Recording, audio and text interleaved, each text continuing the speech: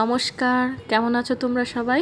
আমার ছোট্ট সংসারের একটি ব্লগে তোমাদের সবাইকে স্বাগত জানাই। এই হলো আমাদের নতুন ঘর, যেখানে আমরা শিফট করলাম। সকালে চলে এসেছি মোটামুটি 10টার দিকে, কিন্তু কোনো রকম ব্লগ শেয়ার করতে পারিনি, কারণ কাজের অনেকটা চাপ, তোমরা বুঝতেই পারছো। এবার কাজকাম ছেড়ে ভিডিও করাটা একটু মুশকিল।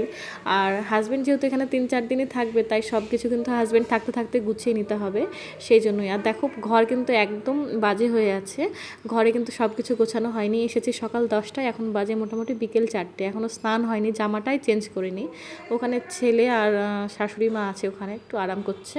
ওদেরকে স্নান টান করানো হয়ে গেছে, ওদের হয়ে গেছে, আমার আর হাজব্যান্ডের স্নান হয়নি। এখানে আমার ছোট্ট একটা কিচেন আছে, দাঁড়াও, খুব অন্ধকার ঘরের মধ্যে, একটু লাইটটা জ্বালিয়ে দিয়ে আসি। আসলে ওদিকে সন্ধ্যাবেলাও হয়ে গেছে, স্নান ধ্যান কিছুই করে উঠতে পারিনি। আর কি বলবো, এখানে গ্যাস কানেকশান এখনও হয়নি, সিলিন্ডার মানে 2 দিন পরে আসবে। এখানে যেহেতু নতুন কানেকশান করাতে হলো। আর একটা ঘরে তো খাট ছিলই, আমরা কিন্তু ঘর থেকেই খাট নিয়ে আসতাম। তো এখানে আমার একজন দাদা আছে, সম্পর্কে আমার ভাসুর হন, ওরা নিচের তলায় আছে, আমরা কিন্তু উপরের তলায় থাকবো, দোতলার উপরে। তো উনি বললেন যে তোমাদেরকে খাট আনতে হবে না, একটা লোহার খাট কেনার প্ল্যান আছে সেটাই, আর পাশের ঘরটায় খাট একটা অলরেডি আছে, তোমরা ওটা ইউজ করে নিও। তো সেই মতোই আমরা এখানে কিন্তু এসে এই যে সন্ধ্যাবেলায় লোহার খাটটা আনা হয়েছে। আসলে ওই যে লাল লাল কালারটা দেখছো, ওটা কিন্তু আমাদের খুব একটা পছন্দ হয়নি, কিন্তু আপাতত আমাদের নিতেই হচ্ছে। হাজব্যান্ড বললো পরের লালটাকে পুরো ব্ল্যাক করে দেবো। আর এদিকে দেখো, সকালবেলা আমি কিন্তু ভালোভাবে ভিডিও তোমাদের সঙ্গে দিতে পারছি না। এখন সকালবেলা ঘুম থেকে উঠেছি, আর দেখো মানে এত শরীর খারাপ করছে, গা হাত পা এত ব্যথা হয়ে গেছে, কি বলবো। বুঝতে পারছো, নতুন জায়গায় শিফট করা মানে কত কাজের চাপ। আর এক জায়গা থেকে এসে, মানে বাড়ি থেকে এসেছি 4-5 ঘন্টার রাস্তা, এসে তারপর কিন্তু ঘর দৌড় গোছানো খুব বড় একটা কাজ।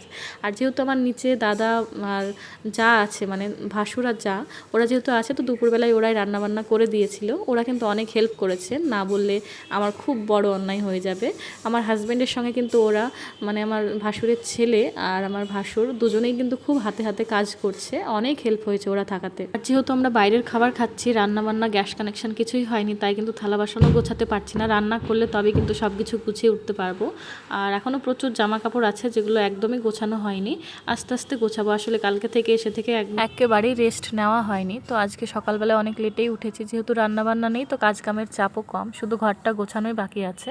আর ঘরটা না হট করে গোছাবো না, কারণ ঘরটা গোছাতে গেলে প্রায় 2-3 ঘন্টা সময় লাগবে, সেই জন্যই। আর এদিকে শাশুড়ি মা আর ছেলে বসে আছে, নিচের দিদির কাছ থেকে একটু ম্যাগি করে এনেছি।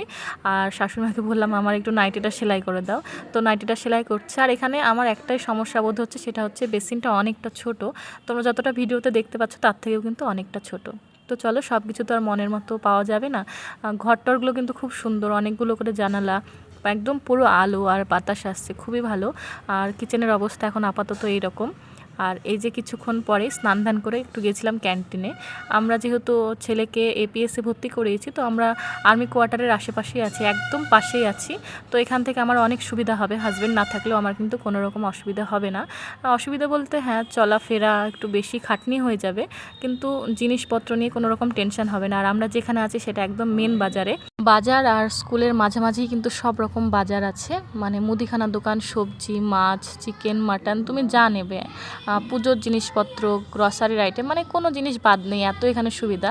তো বেশ কিছু এখানে ক্যান্টিন থেকে নেওয়া হয়েছে। আসলে এগুলো আমাদের খুব একটা বেশি দরকার ছিল না, তবে যেহেতু হাজব্যান্ড চলে যাবে, তারপর আমি একা একাই মানে ক্যান্টিনে বাজার টাজারগুলো করবো, তাই আমি কিন্তু শিখে নিলাম কীভাবে কী করতে হয়। কারণ এতদিন তো সঙ্গে থেকেছি, ওই সব কিছু করেছে, একা একা কোথাও যেতেও দেয়নি, আমিও সেভাবে যাইনি।